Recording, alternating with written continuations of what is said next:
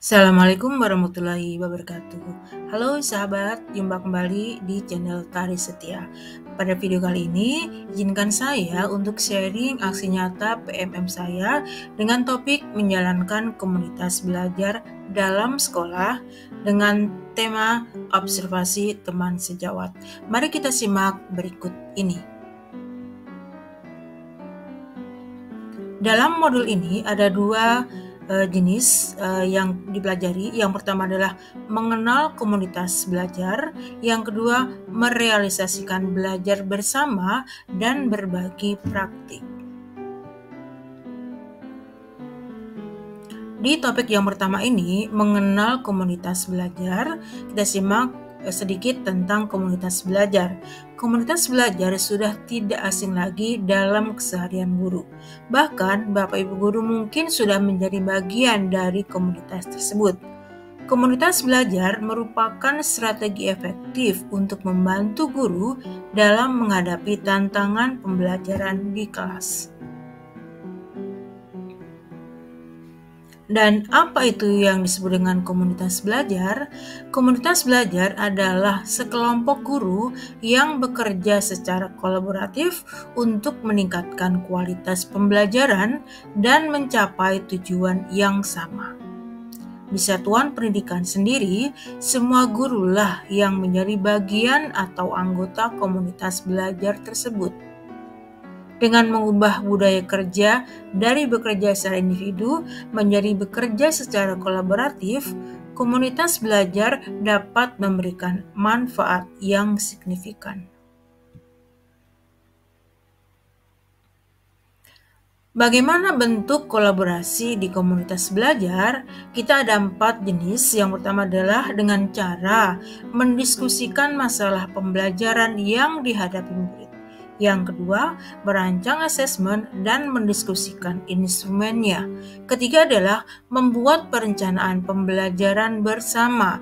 Dan yang terakhir, membahas metode pembelajaran yang tepat untuk menyampaikan suatu konsep.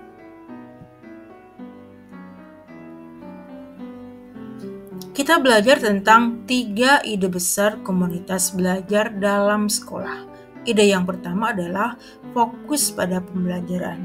Ide kedua, membudayakan kolaborasi dan tanggung jawab kolektif. Dan terakhir adalah berorientasi pada hasil belajar murid.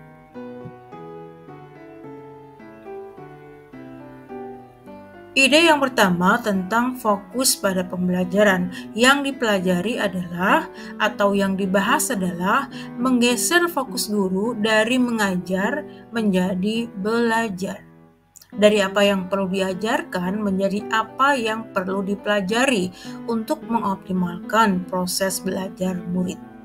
Dan yang ketiga adalah menggunakan 4 pertanyaan kritis untuk memandu perencanaan agar memastikan seluruh murid belajar.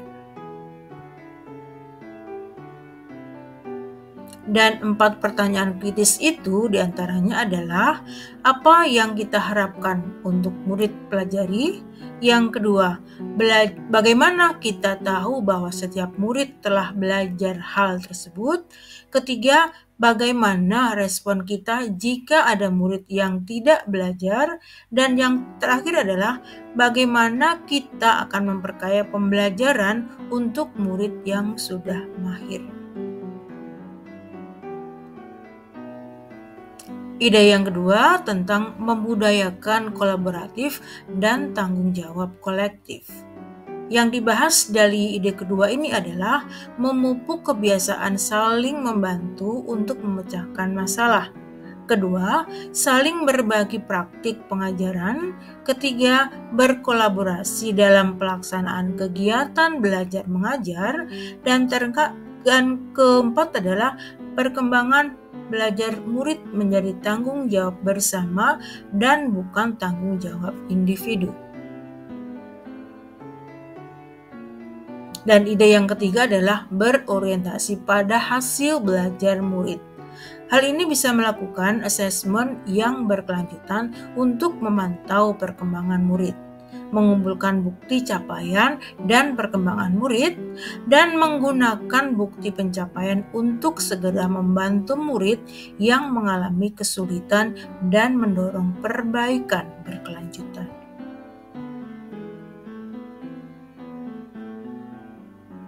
Dimensi komunitas belajar dalam sekolah mencakup 1. Kepemimpinan berbagi dan mendukung. Maksudnya adalah pemimpin satuan pendidikan berkenan untuk berbagi kewenangan dan pengambilan keputusan untuk menumbuhkan pola kepemimpinan yang memberdayakan seluruh pihak. Yang kedua, komitmen dan nilai bersama. Satuan pendidikan perlu menyepakati komitmen dan nilai bersama agar mendukung perilaku produktif yang fokus terhadap proses belajar guru dan murid. Yang ketiga adalah pembelajaran kolektif dan penerapannya. Hal ini pendidik berbagi informasi dan bekerja secara kolaboratif untuk menghadapi tantangan belajar mengajar serta meningkatkan kesempatan belajar untuk guru dan murid. Yang keempat, kondisi yang mendukung. Pemimpin dan pendidik di satuan pendidikan secara kolaboratif dan penuh kepedulian merancang sistem dan sumber daya yang memungkinkan untuk optimalisasi pembelajaran. Dan yang kelima adalah berbagi praktik. Rekan sejawat siap dengan keterbukaan dalam praktik pembelajaran dan saling mengobservasi untuk melihat respon murid selama proses pembelajaran. Nah, sahabat, ini adalah dokumentasi kegiatan yang kami lakukan, yaitu kegiatan observasi pembelajaran. Saya diobservasi oleh rekan sejawat sesama guru bahasa Inggris bernama Pak Eman. Yang pertama adalah di foto yang pertama adalah dokumentasi kegiatan prasupervisi, kemudian foto yang kedua, dokumentasi kedua adalah kegiatan selama pelaksanaan pembelajaran, dan yang terakhir adalah kegiatan pasca observasi. Dan ini adalah umpan balik yang diberikan oleh observer saya yang bernama Pak Eman.